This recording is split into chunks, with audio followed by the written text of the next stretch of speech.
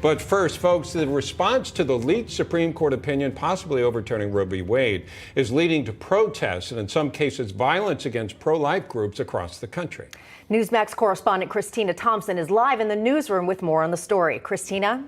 Well, these pro-choice protest groups taking a frightening turn using tactics and even resorting to violence in an effort to intimidate judges. In Wisconsin, the inside of the Madison headquarters of the anti-abortion group Wisconsin Family Action was vandalized with at least one homemade Molotov cocktail being hurled inside, according to police. Graffiti was also sprayed outside the building reading, "If abortions aren't safe, then you aren't either."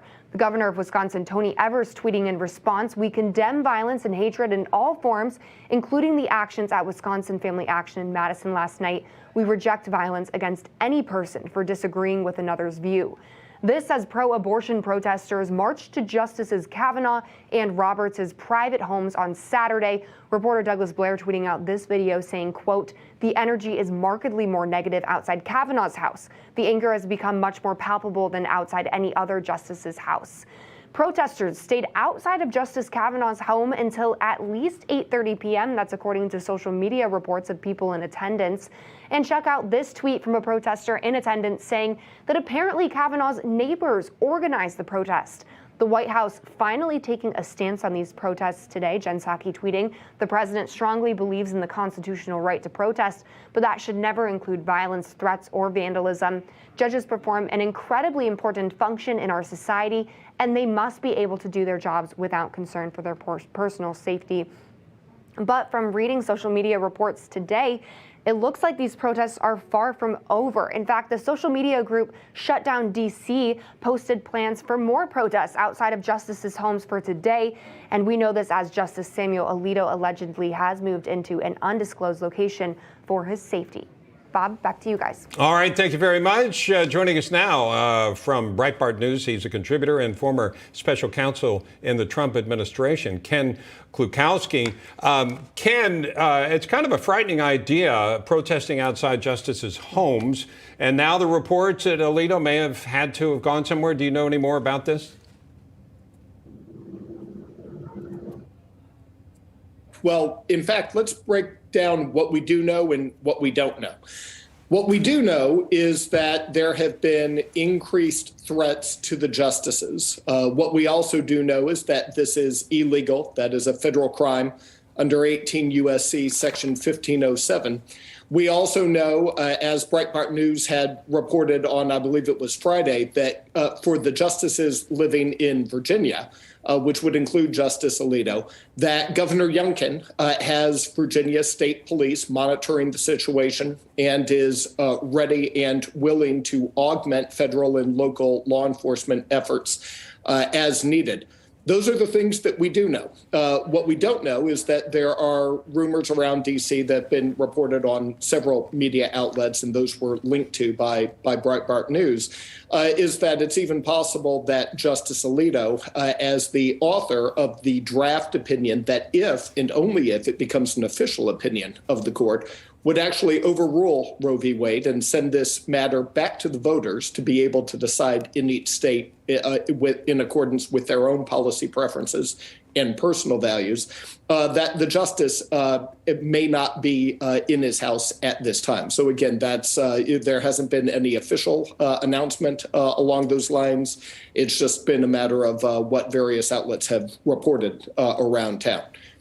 That's a great point. So still speculation at this point. However, we do know that Justice Clarence Thomas has responded to the protests.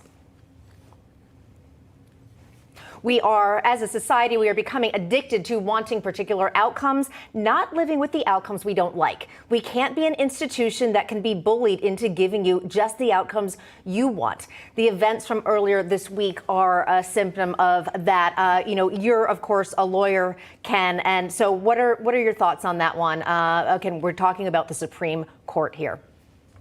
Well, that's right. And I had also filed an article over the weekend quoting Justice Thomas there and making the case yet again for why Justice Thomas and Justice Alito are two of my favorite justices, incredibly principled, courageous individuals, totally unflinching and unflagging in their constitutional duty to just faithfully interpret the law as it is written and as it was originally understood, and just to leave social commentary and political fallout, to leave that to the politicians. So you're seeing there a profile in courage from Justice Thomas, just as we're also seeing it from Justice Alito.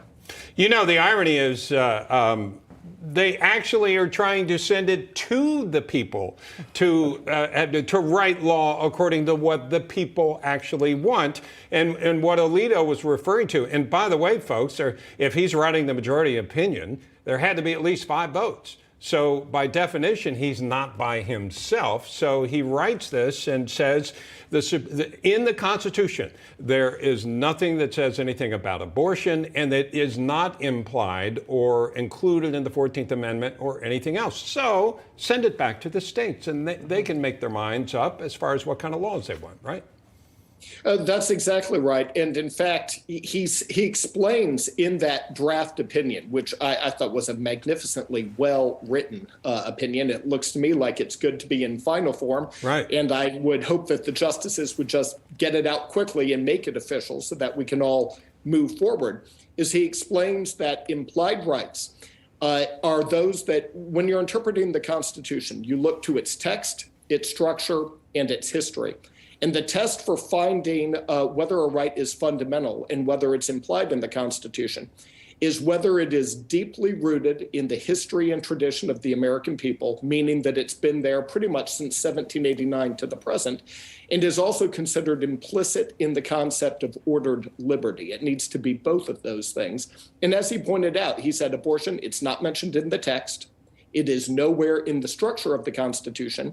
And as a nation, we went 180 years since the adoption of the Constitution without ever thinking there was a right to abortion in it. So it fails under every aspect of that this is instead a matter for the people to decide. And that's what you do in a democratic form of government, is the people get to vote and decide. And a little asterisk, they also say explicitly this does not apply. This reasoning does not apply to all those precedents that are in effect before. You hear all these things on the left that they're going to come after this or that. All right, Ken Kuklowski, of course, thanks so much for joining us.